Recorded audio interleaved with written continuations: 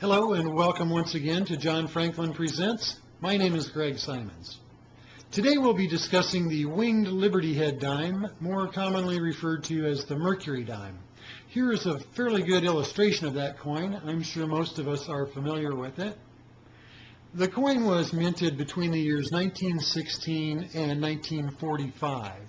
And although we do call it the Mercury dime, it was not modeled after the Roman messenger god Mercury, but rather after the mythological goddess Liberty. Now, this Liberty goddess in this depiction is wearing a Phrygian cap, which symbolizes freedom and liberty. It was worn by freed Roman slaves. And another bit of symbology here is the wings on the cap. Those wings are representative of freedom of thought. In 1916, the Barber dime ceased production and the winged Liberty Head dime began its production. And the composition of the coin, being 90% silver and 10% copper, remained the same as the Barber dime, as did its diameter. The Mercury dime was designed by Adolf Weinmann, who was a noted sculptor of the time. Mr. Weinmann won a competition between he and two other sculptors for the design job of the coin. The reverse of the coin depicts a Roman fasces, which is a bundle of rods, the center of which is an axe, and that is symbolic of the absolute power of the state. It's interesting to note that Benito Mussolini, prior to World War II, used that symbol as his party's fascist symbol. Apparently that didn't rub off in bad press for the coin in the United States, because it ran its run through 1945 until a new coin was designed with Franklin Roosevelt on the obverse in 1946.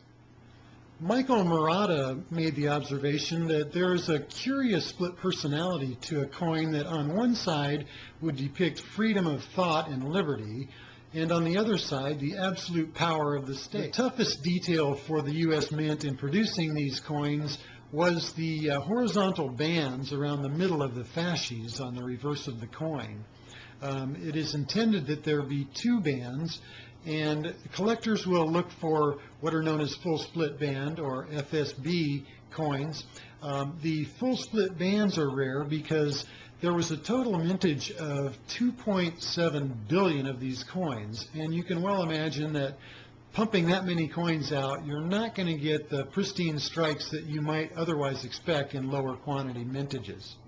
There are some key dates to be noted for the Mercury dime. The 1916B, the Denver coin, is extremely rare. Only 264,000 coins were produced that year in the Denver Mint, making it the lowest mintage of all Mercury dimes. And there's also an overstrike date. It's the 1942 over 41, where 1942 was struck over the 1941 die, both in Philadelphia and in Denver. There are a couple other key dates. The 1921, the 1921D, the 1926S, and the 1931S are all dates that are not plentiful and are considered to be key dates for the Mercury dime. The Mercury dime saw America through some pretty rough times. It was minted throughout the Depression years and during the entire World War II years. A dime oftentimes was all that a guy had in his pocket during the Depression, and it became a symbol to many of those hard times. In 1946, the U.S. dime was once again changed, depicting the edifice of Franklin Delano Roosevelt, the beloved four-term U.S. president, and on the reverse was the flame of liberty in a torch lighting the way into the future. I hope you've enjoyed this little story about the Mercury dime, and hope you'll tune in for the next issue of John Franklin Presents. If you'd like more information about these coins or other coins that you have an interest in, please log on to johnfranklin.com. JohnFranklin.com has more information about silver dollars, dimes, nickels, and just about any other coin you can imagine. I hope you'll tune in once again, and again, try johnfranklin.com.